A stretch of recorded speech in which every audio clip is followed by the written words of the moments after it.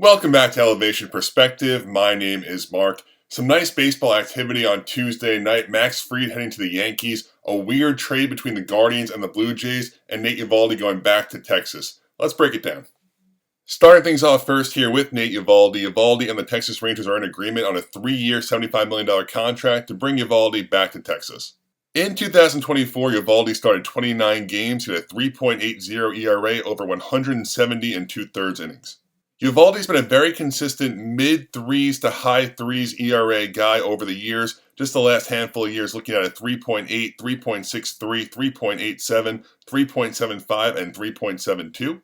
Eovaldi's been durable, reliable, consistent. My only real concern here is the 3-year deal for a 35-year-old. I feel like that's probably pushing it a little bit much, but we've seen so far on this free agent starting pitcher market, it's been pretty crazy. Looking now at this projected starting rotation for the Texas Rangers, this Eovaldi signing was very important. There's a lot of question marks here, especially in terms of innings.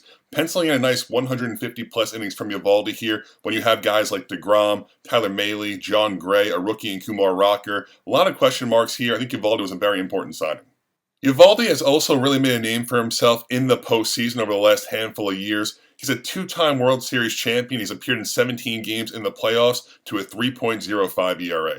Overall, a solid move here for the Texas Rangers to retain their guy in Nate Eovaldi. I'm worried about the 3-year deal aspect of this for a 35-year-old, but that's what it took to get him. Good move for Texas. Moving on now to just a very strange trade. I'm still trying to make sense of the whole thing. The Blue Jays and Guardians agree on a deal sending Gimenez from the Guardians to the Blue Jays with reliever Nick Sandlin in return for second baseman Spencer Horwitz. To me, this trade continues the lack of direction for the Toronto Blue Jays. I'm looking at this team on paper. They're not a very good team. They have a very poor farm system. Vlad Guerrero is hitting free agency with Bo Bichette after the 2025 season. What are we doing here? Now we're going to bring in Gimenez, who's a phenomenal defender. He's been a below league average bat every single season except for 1 year. He kind of had a fluke, breakout, crazy year. What is he going to do at second base for you? Hit 250 with 10 home runs? Like I said, he's a great defender, and there is a lot of value to that. But what are the Blue Jays doing here?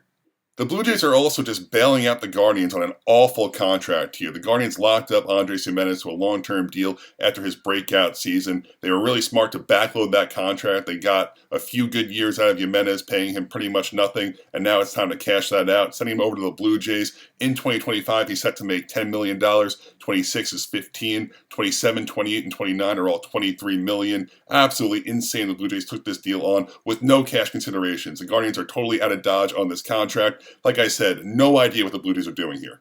I've seen a lot of uproar as well in regards to Spencer Horwitz being let go from the Blue Jays in this exchange.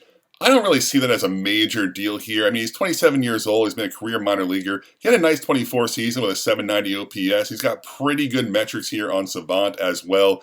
He's almost certainly a better hitter than Gimenez, but I don't think the return is that bad. It's just taking on that contract that blows my mind. The Blue Jays have been linked to a lot of free agents right now, so I'm sure this lineup will not be what they break camp with. But right now you're looking at Springer, Bichette, Vlad, Will Wagner, Alejandro Kirk, Andres Gimenez, Ernie Clement, Nathan Lukes, and Joey Loperfido. This is a really bad lineup. To wrap up this trade, I think the Guardians did a great job getting rid of that Andres Gimenez contract. Good player, not worth that money. They also cleared a spot here for Travis Bazzana, the former first overall pick, their top prospect. On the flip side here, the Blue Jays did a pretty awful job. No idea what they're doing. Their continued lack of direction continues. Hopefully they make a decision soon, maybe trade Vlad, but clearly that's not what's happening.